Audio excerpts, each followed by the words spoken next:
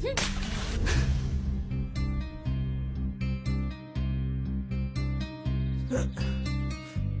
எல்லாம் ஒரு பொம்பளையா? சாப்பிட்டுக்கிட்டு இருக்க, மேல வந்து தண்ணி ஊத்துற, அறிவில்ல? உனக்கு அறிவு இருக்கா? எத்தனை வாட்டி சொல்லிருக்கேன் என் வீட்டு வாசல்ல உட்காந்து சாப்பிடாதேன்னு, கேட்க மாட்டியா? உங்க புருஷன் தான் சொன்னாரு, எதுக்குப்பா ரோட்ல உட்காந்து சாப்பிடுற, சாப்பாடு மேல தூசி துரும்பெல்லாம் படுது, இங்க உட்காந்து சாப்பிட சொன்னாரு, அதனாலதான் சாப்பிட்டேன். அவர் சொன்னா உனக்கு எங்க போச்சு அறிவு? சோத்துல உப்பு போட்டு தானே திங்கிற, அப்புறம் என்ன? ஒரு தடவைக்கு பல தடவை நான் உன்கிட்ட சொல்லிருக்கேன், அவர் சொன்னாருன்னு சொல்ற, அப்ப ஏன் வார்த்தைக்கு என்ன மரியாதை? சொல்லுடா, அமைதியா இருக்க, இப்ப பேசு. நீங்க இவ்வளவு சொன்னதுக்கு அப்புறமும் நான் இங்க உட்காந்து சாப்பிட்டது என் தப்பு தான். நான் இப்பவே கிளம்புறேன். சந்தோஷமா? வெட்டி ரோஷத்துக்கு ஒண்ணும் குறைச்சல இல்ல. திரும்ப இந்த பக்கம் வர வேலை வச்சுக்காத.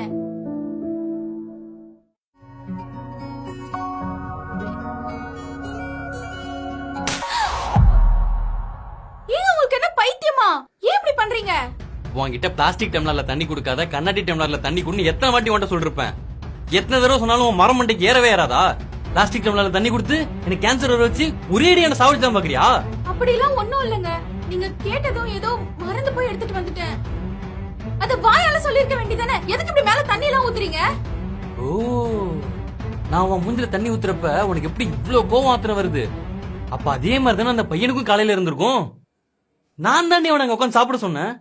ரோட்ல போற வண்டியோட தூசு மண் எல்லாம் அவன் சாப்பாட்டுல விடுறத பக்கத்து அவ்வளவு கஷ்டமா இருந்துச்சு. அதனாலதான் உள்ள உட்காந்து சாப்பிடுனேன். நீ ஏன்டி கொஞ்சம் கூட மனசாட்சி இல்லாம இப்படி நடந்துக்கிற? அப்படி நான் என்ன தப்பு பண்ணிட்டேன்? நீங்க பாட்டுக்கு அவன் அங்க உட்காந்து சாப்பிட சொல்லிட்டு போயிருவீங்க. அவன் அங்க சாப்பிட்டு சிந்தினது கூட எடுக்காம போயிருவான். அப்புறம் அங்க வந்து சாப்பிடுற நாய்ங்க அங்கேயே அசிங்கம் பண்ணிடுதுங்க. அத தினமும் நான் தான் கிளீன் பண்றேன். அது உங்களுக்கு தெரியுமா? ஒரு நாள் அந்த இடத்த சுத்தம் பண்றதுக்கு உனக்கு இவ்வளவு கஷ்டமா இருக்கு. வருஷம் பூரா நம்ம போற குப்பையை சுத்தம் பண்ணிட்டு இருக்கானே. ஒரு நாள், ஒரே ஒரு நாள் உன்ன மாதிரி அவனு நினைச்சிருந்தானா நம்ம நிலைமை என்னடியா இருக்கும்?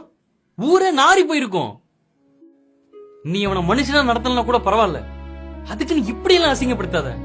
இல்ல, நான் வேணும்லாம் பண்ணலங்க. நான் சொல்ல சொல்ல கேட்காம அவன் திரும்ப திரும்ப அங்கேயே உட்காந்து சாப்பிடுறானேன்னு ஒரு கோவத்துல என்னையே அறியாம பண்ணிட்டேன். மன்னிச்சிருங்க.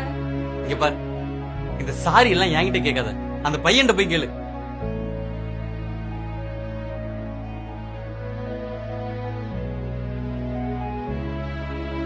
தம்பி, நேத்து ஏதோ தெரியாம அப்படி பண்ணிட்டேன்.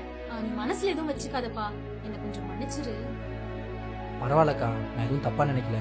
அதுவும் இல்லாம அதெல்லாம் நான் நேத்தே மறந்துட்டேன்க்கா. அது மட்டும் இல்லாம இந்த மாதிரி நடக்கிறதா எங்களுக்கு ஒன்றும் புதுசு இல்லக்கா. எங்களையும் நாங்க செய்யற வேலையும் நிறைய பேர் இங்க அசிங்கமா தான் நினைக்கிறாங்க.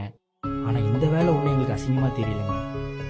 அதுவும் இல்லாம இந்த மாதிரி வேலை செய்யறதுனால நானும் ஒரு அருவருப்பான